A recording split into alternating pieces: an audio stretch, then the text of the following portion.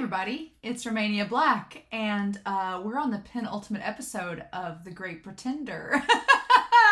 I am really nervous for this episode, I'm not gonna lie, because usually the penultimate episode is usually when things all go down, and the final episode is when your climax happens and you have your resolution, or at least it's at like where the climax is coming down, you have your resolution. Although sometimes it's not the case. Sometimes the penultimate episode builds up to your climax, and then your climax and resolution happens in the last episode, which with this series could very well be the case. This episode could just be a setup for the final climax, the final show or whatever, but we were talking about this in the Discord and in the comments, but it is something for a series to decide to go all in on the dark and how the profession of characters can really impact them. It's sort of like in literature, there's a literary idea with setting, that your setting can be, one thing it can do is be a mold for your character, like Orange is the New Black. It takes place in a prison, and the prison system molds the characters. That's kind of like what this series is. It's where the idea of being a con man and the con game, it starts to mold the characters within it. Oz talks about it in the last episode, that the longer you stay in, the more you start to become molded by it, and the more you start to lose those affinities and emotional attachments to others around you, and instead just get sucked up into the con, which has happened with Laurent, it's happened with Oz, and now it's happening with Makoto. Although, Makoto ending the last episode, what makes me nervous is that Makoto seems to maybe be deciding on his own terms to get out of the con and be like, I will not be surprised if Makoto decides to betray Laurent, Abby, Cynthia, and all of them, and he's like, screw you guys, I'm going home, you know? But I thought that what was interesting is that Anime Annie brought up a really good point on the Discord for The Great Pretender, in that I'm going to do a brief comparison to another series that just came out called Buddy Daddies. I've watched Buddy Daddies, it's on my channel, you should watch it, it's amazing. But we were talking about that series, and without spoiling anything, that series involves two characters that are in a profession that is not societally accepted. They're hitmen, right? They're hitmen. And so you have hitmen and conmen, and you have two different professions that are not viewed in good terms in society and that can shape and mold the characters within them. And without spoiling anything, in Buddy Daddies, it does get dark, but the characters find ways to overcome the darkness surrounding their professions. Here, they kind of lean into it and it gets crazy, and we see just the more maybe realistic angle of how it starts to affect them in negative ways. So I don't know what's going to happen, y'all. I know we've got this episode next week, but if you'd told me at the start of the series, even if you'd told me at the halfway point that this is where we'd end up, I wouldn't have believed you. I hate that Makoto's still smoking. I hate that he's so negative and sucked into this. My fear is that Makoto will be forever changed by what's happened, and that Laurent is like, oh, he'll figure it out. And I'm like, dude, no! So, I don't know. Obviously, Laurent is being Lou's translator, and Makoto is Akami's. I think that Makoto is betraying Laurent and them, and he's going to tell Akami everything and set up for Laurent to be taken down. That's just my view, and he's going to be like, he's going to say, screw you guys for using me and putting me through all this for your own agenda.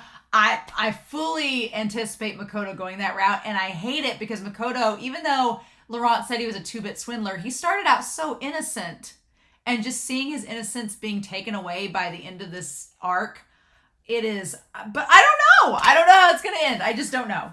So I don't want to say any more. We just need to start the episode and see what it gives us, right? So that's exactly what we're going to do. We are going to start The Great Pretender, episode 22. And we're going to do that here in 3, 2, 1. And let's do this, y'all.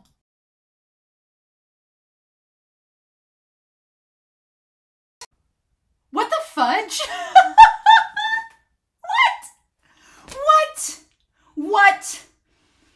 Damn it, show. You're gonna make me have to watch the next episode like ASAP, aren't you? It's too late tonight for me to watch the next episode, but damn it! I was speechless through most of that reaction.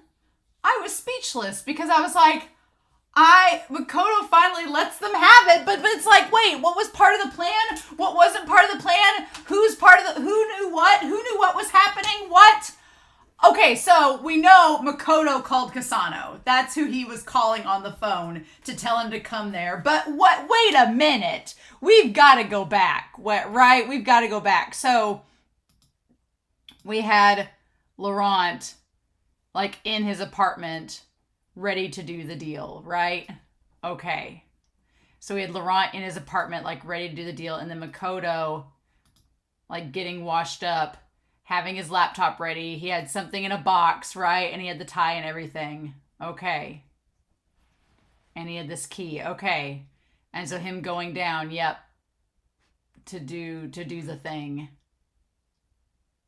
And then he gets the capsule that says Sengoku. Now, Sengoku, I wanted to look him up. Sengoku, not from One Piece. But the idea of fighting throughout, Sengoku means fighting throughout the country, the age of the warring states in Chinese history. Okay. And says, and then of course, all the Sengoku things that I'm seeing is the idea of Sengoku from One Piece, but I know that's not it. So I know that it was the Sengoku period, the warring states, which would fit what was going on at the time. So yeah, so they're basically both getting their money ready on either situation. So we need to go back. The Wizard of the Far East. We finished setting up around the Suzaku headquarters. So, but wait, the Suzaku headquarters, was it all a fake? The whole building looked like it was fake. So how did they convince them to get there? Wait a minute. What? Or was it the coffee she was drinking? What was happening? So over here, like the headquarters that they were at, was it a fake?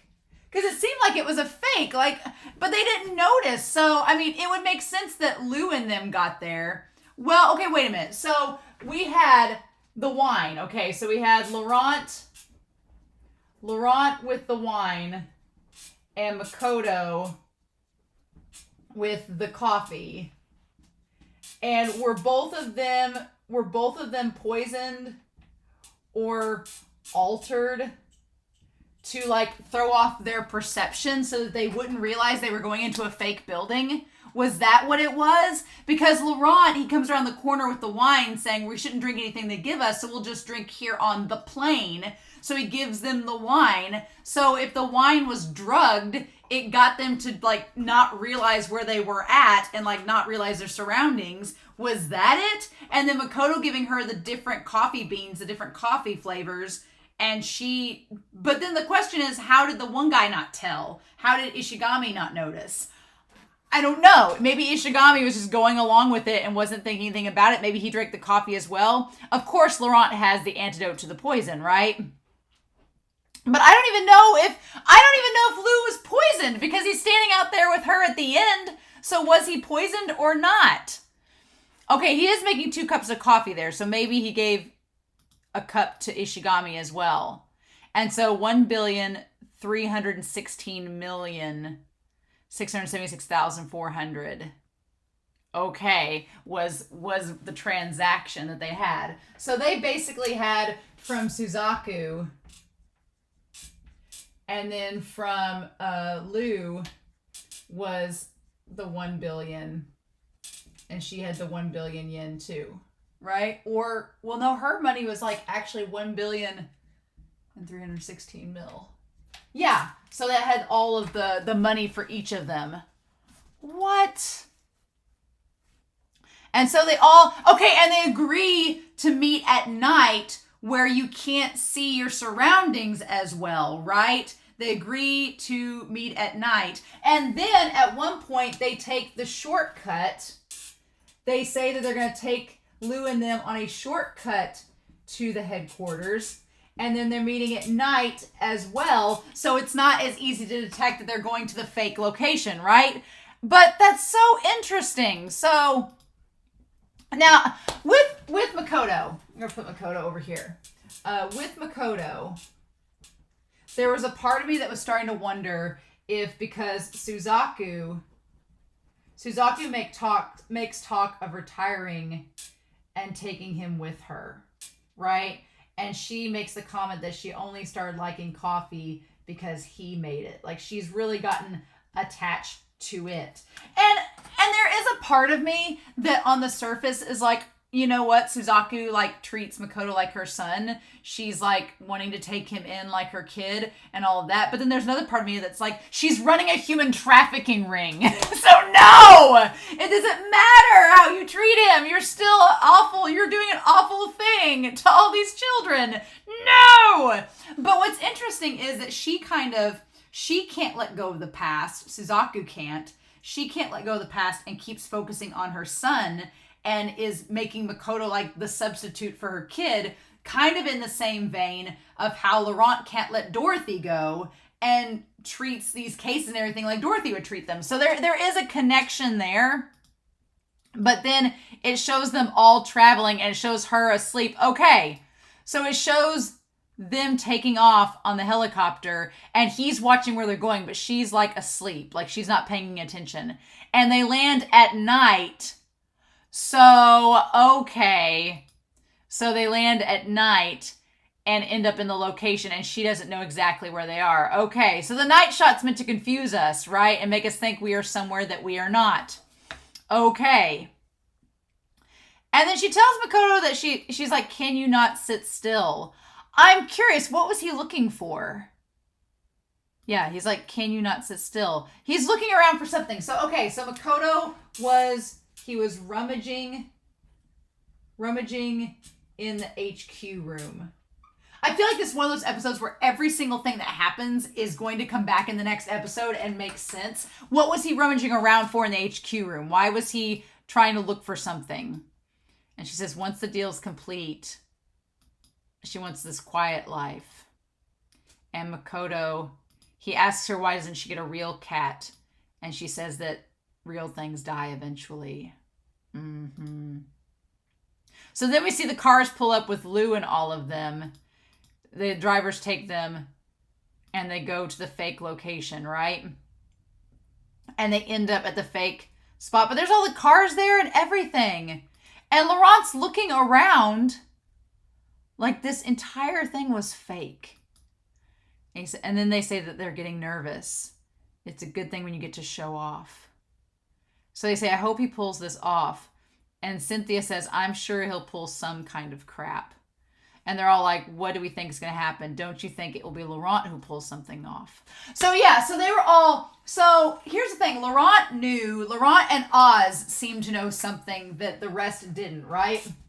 Laurent and Oz seem to know something that maybe Makoto didn't know, because Cynthia and Abby are wondering like, okay, who's going to try to do something crazy? Is it going to be Laurent? Is it going to be Makoto? And she says, I called him yesterday, but his lame sense of humor didn't come out at all. Like, almost as if Laurent was suspicious that maybe Makoto was going to try something, and so he just wasn't. He was thinking like, we got to make sure this doesn't mess up, otherwise it's not going to work. And then Abby says, I could never be patient that long to get revenge. Yeah, Laurent has played the long game, right? So long as he doesn't do anything that causes trouble. Yeah, and then Kim's like, well, what if things go haywire? We'll just roll with it. We'll deal with it. It'll be fine. And she's like, I guess you're right. We can't argue with that. So they had this plan to go in and raid the place, right? But here's the thing. When they all meet up outside the elevator and go in, they make a note about the walls smelling weird, like they've recently painted the place. So, have they been going to the fake place this whole time? Like, have they been continuously going to the fake location? And they've just been painting it to make it not seem weird that there's fresh paint? Or, okay, yeah, no, that makes sense, because back a few weeks ago, they were painting the real location and it smelled like fresh paint. So Ishigami and Suzuki wouldn't notice anything was weird by smelling the fresh paint here. So when Lou points it out, he's like, this place smells like fresh paint. It's like, oh, well, they've just had a paint job. Yeah, because they just built this place. What? What is even happening? And so everything with the transaction looks like it's going to go well. Like it's going to go according to plan. And then they keep doing like little things with the cats, like close-ups on there. And then I love the scene where Lou went to go have Suzaku shake his hand and get poisoned, but then he noticed her hand is on the chair, and he's like, "Oh, if I try anything, you're gonna lob my head off." Okay, then I won't. Right? That was such a good move. I loved that showdown where he just backed up, and he's like, "Why'd you have me come and do this in cash?" And so they said, "Show them the stuff." And he said, "Double check the amount." And then there's a standoff between the two of them. And they're like, "Makoto, what's going on?" And he's like, "Laurent, what's going on?" And everything seems like it's going to allow. It all seemed too convenient. And Suzaku even started to notice, right? Suzaku's like, this is all timed out too perfectly that they were able. So the thing was that they were raided. They were raided for trafficking, and all of the money was to be taken by the con men. Okay. But Suzuki was starting to catch on because she's like, this is a little too weird. It's too convenient. She's like, what is going on? It's too obvious that something like this is happening, right? The timing of this is far too perfect. And I wonder if Laurent, and that's when Lou notices, and Laurent's like, what's happening? And Laurent's like, oh, how could you betray us? And that's when he says, explain it to her. So, yeah. And so Laurent is the one calling out. He calls out that Makoto was the traitor too. And so this is all going all the way back to the first couple of episodes where Laurent was like, I'm the one that's going to win this con. And it almost seemed like in that moment, Laurent was saying, okay, I won. Now, Edamura, explain what's going on. Explain to her the situation. And that look on her, she's like, oh, you betrayed us. And that's when he's like, well, actually. It's like, and that's when Laurent takes matters into his own hands before Makoto can say anything and stabs him in the neck. And he says he's been poisoned. And he says, enjoy it. Like, that's pretty much what he wanted. And they're like, have you lost your mind? And at that point, Cynthia at that point is kind of like, this wasn't really part of the plan, right? So Cynthia, I don't think she, like you see her in the background kind of hesitate. I don't think Cynthia realized that this was part of it. So Laurent, he poisons, so we think, poisons Lou. But Lou isn't dead yet, so did he really get poisoned or not? I don't know, right? But the rule was we never kill anyone. The rule is no one gets killed. So did he not poison him? Because Dorothy's rule was always that no, we don't kill no matter what. So did he not poison him, and that was just part of the con to make him think that he was dying and try to get out of there so he could take the money? Oh, I didn't even think about that. Yeah, he could have very well just not done anything. He just knocks him out, right? He says, oh, you knocked yourself out. And then he destroyed the ring. And she's like, what's your objective? What's the point? And that's when he goes to grab her. And that's when Makoto takes the knife and tells him to take the hands off of her. And he says he'll protect her. Now, the question is, at what point, because he does the whistle and gets under there to protect her, I do wonder if Makoto did anticipate, like, to protect her because of his time with her, or was it part of the con?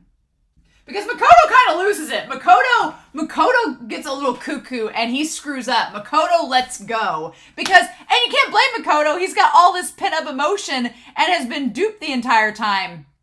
But yeah, they conveniently fire where nobody is standing, right? And all of these mafia men show up that's with Cassano. And they're like, are they your people? And they're nobodies. And he says, fake cops, their guns are for real. Don't try to resist. Yeah, they just basically, and then of course, now the question is, Laurent's awfully calm. So either Laurent's like trying to feel out the situation and see what's going on, or he's just like, what the hell is going on? Who are these guys? Like, say who it is. And why does Kim have the camera? So that's a good question too. Why is there the camera? Why is she filming this? What is happening? Why is she filming this? What is happening? Because then he's like, it's been a while, you blonde bastard. And he's like, it's Eddie. It was a long trial, but I managed to be found innocent. Imagine that. With the help of cash. And he's like, what a joke. Royal Brothers, auction, storming in with a SWAT team. As usual, very sloppy methods. Uh-huh. Sam and Coleman send their regards. Uh-huh. Sam being the one brother and Coleman being the art collector. Uh-huh. And so it's the people that they swindled. But I'm like, on the one hand, I'm like, but wait a minute. Cassano and Coleman and Sam were all terrible people too. So we shouldn't be rooting for them, right? And then he goes to take the briefcase and they're like, Edamame, what have you done? And yeah, and they take off and they're like, let me have the camera. And I like that Kim doesn't want to give it to him. He's like, I'll get everything on film so you can't pull any tricks. That seems like part of the con though. Like, why would you just randomly have a camera there? That seems like part of the con. I don't know. And like, Makoto, what is all of this about? How come they're all still alive? Yeah, because they thought they were dead on the boat. They're a group of international swindlers. The guys who showed up later are my allies. Apparently, this is supposed to be a grand plan. Yeah, because he didn't know about the plan. Yes, so all of the things, the fake cops and all of that, that was part of the plan that Makoto did not know about. He didn't know about that part of the plan. So Cassano and his men were part of Makoto's own plan. So he was like, okay, if you're not going to tell me what we're doing, Laurent, if you're going to keep me in the dark, then I'm going to take matters into my own hands because I don't think your plan's as good as what mine can be. Oh my God. And then Laurent's pissed. He's like, excuse me. And they're like, Edamame. And he starts laughing. He says, these crooks think that they're lone wolves.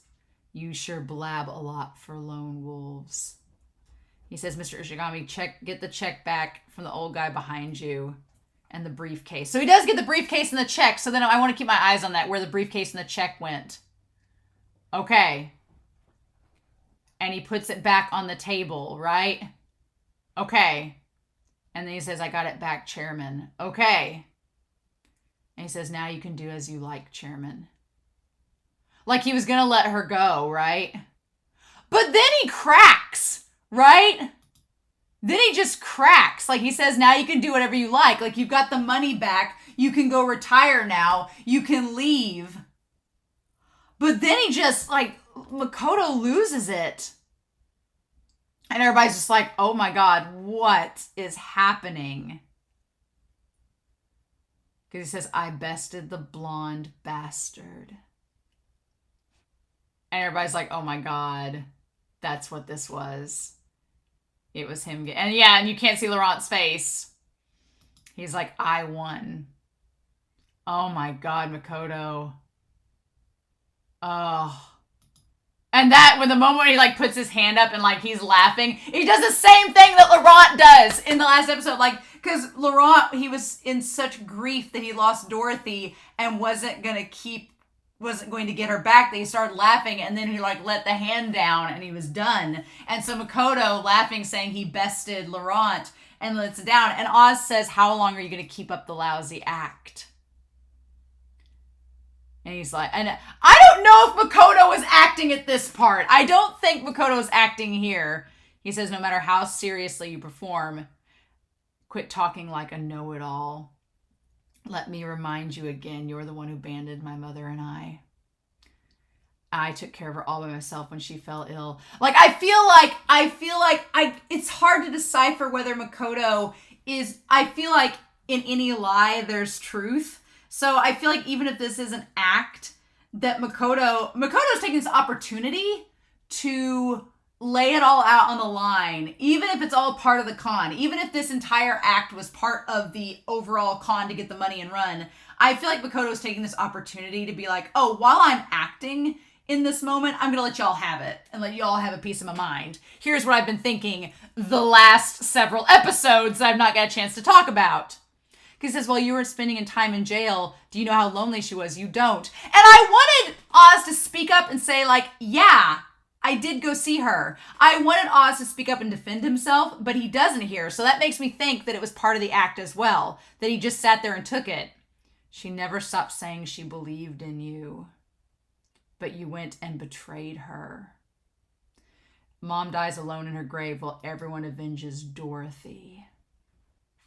So basically, what's interesting here is Makoto says that he's avenging his mother versus Dorothy. He's like, you did all of this to avenge Dorothy, but didn't consider who all it was affecting. He's like, what about my mom? Why can't I avenge her? And we don't see Laurent's face at all.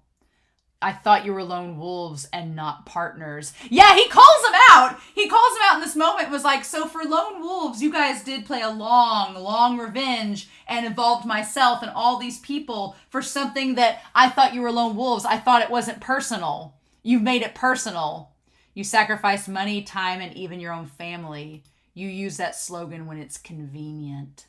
Yeah, no, he's not lying. Makoto like lays it all out on the line here. But what I'm wondering is how much of it is part of a con and how much of it is real. I think a lot of it's real. But then did Laurent and Oz plan for this? Did they feel like maybe did Oz think Makoto's going to go off the deep end? My son's going to go off the deep end. We should probably plan for that. Is that what they did? He says, you called me a lousy actor earlier. Why don't I show you what it's like when I'm serious? But he doesn't. He says, apologize to Dorothy when you see her. Tell her sorry it was such a lame plan. And take Dorothy with you. And beg for mom's forgiveness. But he doesn't go through with it. And so I'm like, if Makoto was truly being serious, I think he would have gone through with it. And then Laurent says, isn't that enough? And he says, the hell it is. He says, you're low-life trash that gets off on deceiving people. And there's, okay, the thing that's so tragic about this is that Makoto is not wrong in that they should have told him the plan. They should have told him from the beginning. They shouldn't have involved him to this extent without having trust in him. And yeah, he's deceived a lot of people. But I feel like Makoto does not know or is not acknowledging the angle of the story that we, the audience, know in terms of what Laurent and Oz have gone through. So Makoto doesn't know that side of the story. So either he doesn't know and he's just acting on what he thinks and we, the audience, know more, or he does, or they're banking on the fact that he doesn't know and this is part of the act.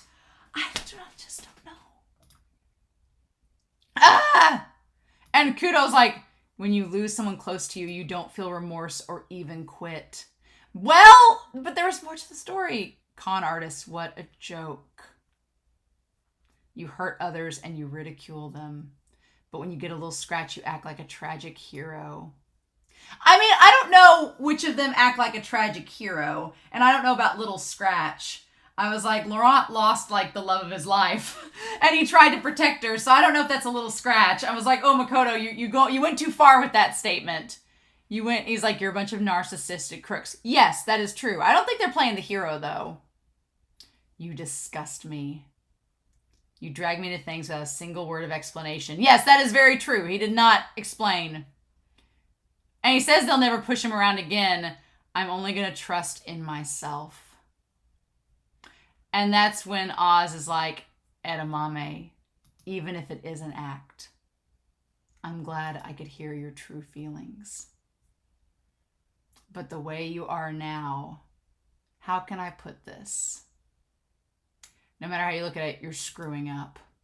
Yeah, so Laurent's like, I'm glad that even if this is part of the con, I'm glad that you told me your feelings and that you explained them. That was valid. But you done fucked up. And what happens when you make a mistake? And then he goes to try to do something, and Laurent proves that he is quite capable of taking down Makoto. He kicks it out of his hand in one kick, and then Oz takes it and slashes him. Now, that's a lot of blood. A lot of blood. Was it a shallow cut? I think so, maybe. Yeah, maybe. Or was it part of the act? I don't know. It was very convincing. I don't know if the whole thing was to convince Kasano and all of them that this was all an act. But Kasano gets out with them, right? So, I don't know if it was all to convince Lou and her, like, to confuse them even more. And then Abby kicks the gun out of their hands, knocks them out, gives the gun to Kim. Cynthia knocks them down. He says, get them. But they don't ever shoot them legit. They just shoot around them. And then Kudo throws the bomb. Ishigami says, Chairman, we have to get out. But then there's Makoto. But I wanted to go back and see, like, Makoto in that instance.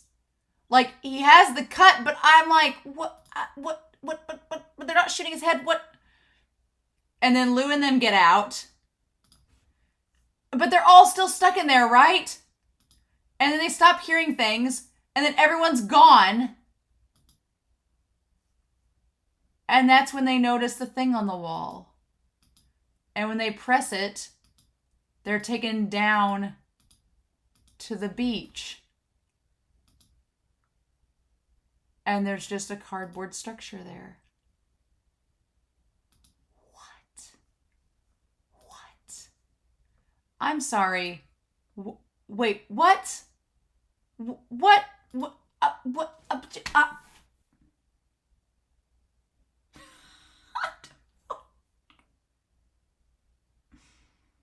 I know in the next episode they're going to explain everything. I know they are. The thing that I am confused about, the thing that I'm most curious about, not necessarily confused, the thing I'm most curious about is I think that Laurent and Oz were banking on Makoto possibly betraying them. And Kasano was the only one that Makoto forged any type of bond with. So maybe they predicted Kasano was going to be in on it. Maybe they got Kasano ahead of time. Maybe they got to him before Makoto could, and Makoto thinks that he's all in on it. But then what happened with the money? They didn't take the money with them, right? If we go back to them getting out, none of them took the money, right? Yeah, none of them grabbed the money. So when they go back in, the money's all gone. Yeah. And there's the giant thing. What was there before behind the chair? It was behind the chair, right? So what was there before? I want to go back and look at what was there before everything went down. Okay, what was in the room? It was just the emblem, right? Yeah, just the emblem of them there. The question is how much of this was set up and how crazy did this get? What did Makoto not know? I feel like Makoto didn't know anything. They were banking off of that. And I feel like maybe Makoto took this opportunity to just lay it out on the line how he feels about all of this. Because Makoto's not wrong. He's like, you've said this whole time we're lone wolves. And yet this entire con that you got me involved in and deeply traumatized me with has been in service of revenge on someone that you supposedly weren't supposed to care about. So he's like, explain that one to me. And it's like, oh my God. So I do think that maybe Makoto didn't know what was going to happen, but was just laying it out on the line. And Oz and Laurent are like, thank you for telling us this. We understand your valid opinion, but now you've gone too far. And we got to get things back on track. But, oh my God, like Makoto just losing it in this episode and spiraling and just completely saying that he one-upped Laurent like he did back in the early part of the first half of the season. Oh my God. What do we do with that? So I don't know. I want to watch the episode right now, but it's like nearly 11 o'clock at night and I need to go to bed. So I'm definitely watching this before it comes out on Patreon, so I'll know the answers to these questions, but I am so curious to know your thoughts down below. Were you as speechless and in complete, utter confusion as I am? I know we're going to get answers next episode, and I'm really excited to get there. So in the meantime, I hope you all have a wonderful week. Please stay safe, take care, and yeah, I'll be back very soon with more of the final episode of The Great Pretender. Bye.